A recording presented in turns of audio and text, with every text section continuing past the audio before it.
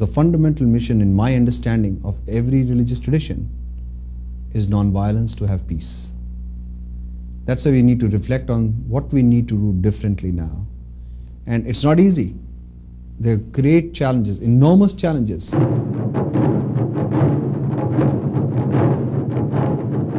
In the 60 years of my lifetime, the human population has tripled from 2 to 6 billion. And the explosion of technology makes it easily possible with the push of a button that you can destroy all human life and maybe all life on the planet. That's where we are right now. We have exhausted every other alternative. The stakes now are too high. We have just got to make space for one another. We are in the position as Prophet Noah was when he put together in his ark all these snakes and rabbits and all other creatures that don't like each other, and they would eat each other. But they had to live in this ark together because they didn't have choice. And either we're going to rise to the occasion and do so rather quickly, or we're probably all going to perish together.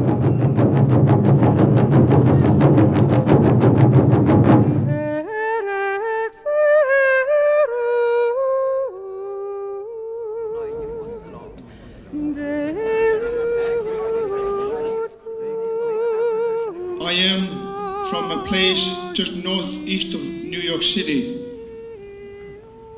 in Greenland. And there I feel every single day what you do down here. If there's a particular theology that says that I have to intervene in your life in order that you will be saved, is this not the ground for greater conflict? Talking about how many times Jerusalem is mentioned in our scriptures, comparing it with other scriptures where it might not be mentioned by name at all, achieves absolutely nothing.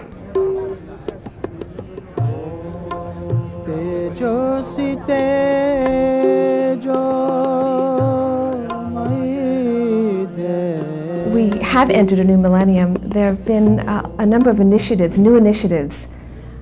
The world is changing. We're living in a global community. The internet has changed communications. People can feel bonded to people across the earth now in ways that they couldn't have before. So something is happening, definitely. Just imagine after all these years, the range of the summit to take place, it's the greatest miracle that we could ever have expected that this should happen in the United Nations.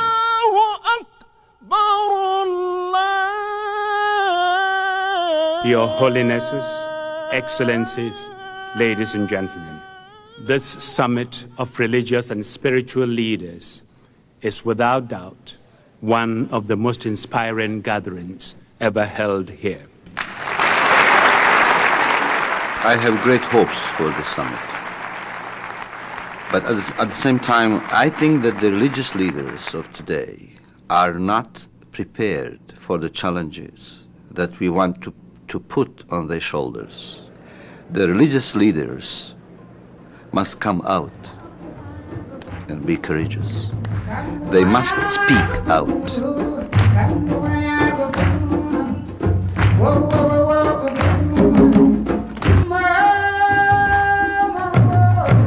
It is possible for religion to take a stand beyond personal agendas and begin to take a look at the whole community, not the sole property of one country, one nation, one sect, one group. But all of us are responsible for the wholeness of the world that we live in. Every one of us makes a difference every day of our lives.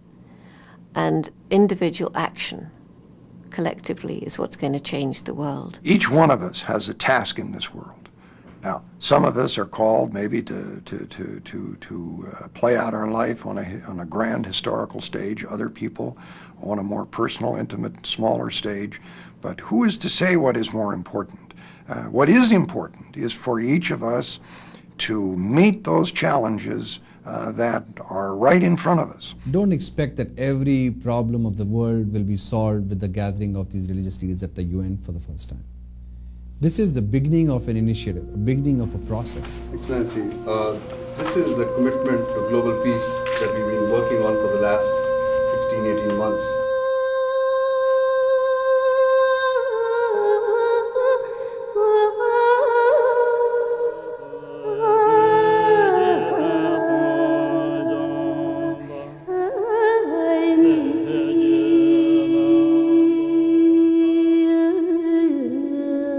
To me, religions are languages. And each of us has a language in which God speaks to us. So, Judaism is the language in which God speaks to Jews. Islam is the language in which God speaks to Muslims. There is a meeting of human hearts, whether the prayer was a Shinto prayer, or it was an Inca prayer, or it is a Sanskrit prayer, or some prayer in Hebrew. Prayer is a prayer. There's oneness in all religion, that is the same God. Whatever name we call him, is the creator of all of us. We're now talking about religious pluralism. What do our religious leaders in the Buddhist tradition, in the Jewish tradition, in the Christian tradition, in the Hindu tradition, in the Sikh, in the Shinto, what collectively can they bring to our vision moving forward? How can they collectively provide a vision for the human community?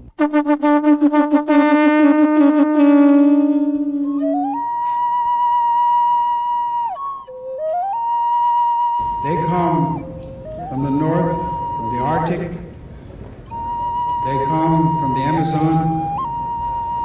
They come from the Andes. They come from Africa. They come from North America, Central America. These are the indigenous peoples of the world. There is one basic tenet that underlies all our teachings. It is that we human beings are all one family. Our traditions, our rituals, our religions may be different, but we all share common concerns. We also need to understand that all belief systems have ritual and tradition. And if we take the time to understand these rituals, we begin to understand one another, as we see here at this summit. Lord, let this summit be a forum for a search for lasting order and peace in your world, now and forever. Amen. Diversity and variety can be a source of strength in the spiritual realm as it is in the physical world. To see how we can carve out a future in which we all can coexist peacefully and in harmony with one another. Hands together, shoulders together, one to the other, to bring this expected vision of peace in reality very soon in our days. Interdependence is a fact.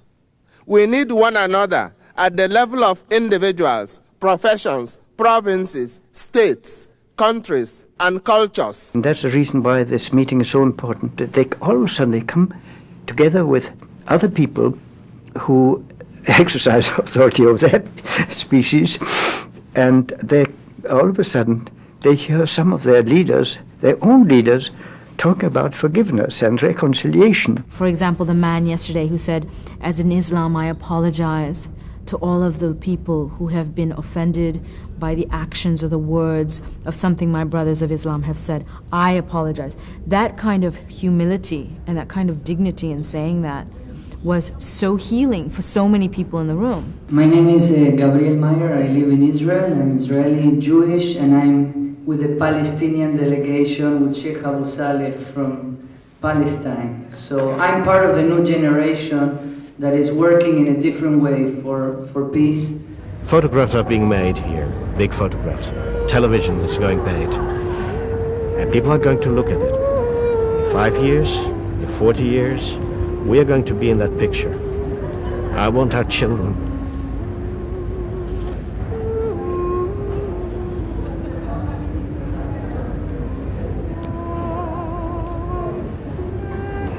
I want our grandchildren to be proud of us.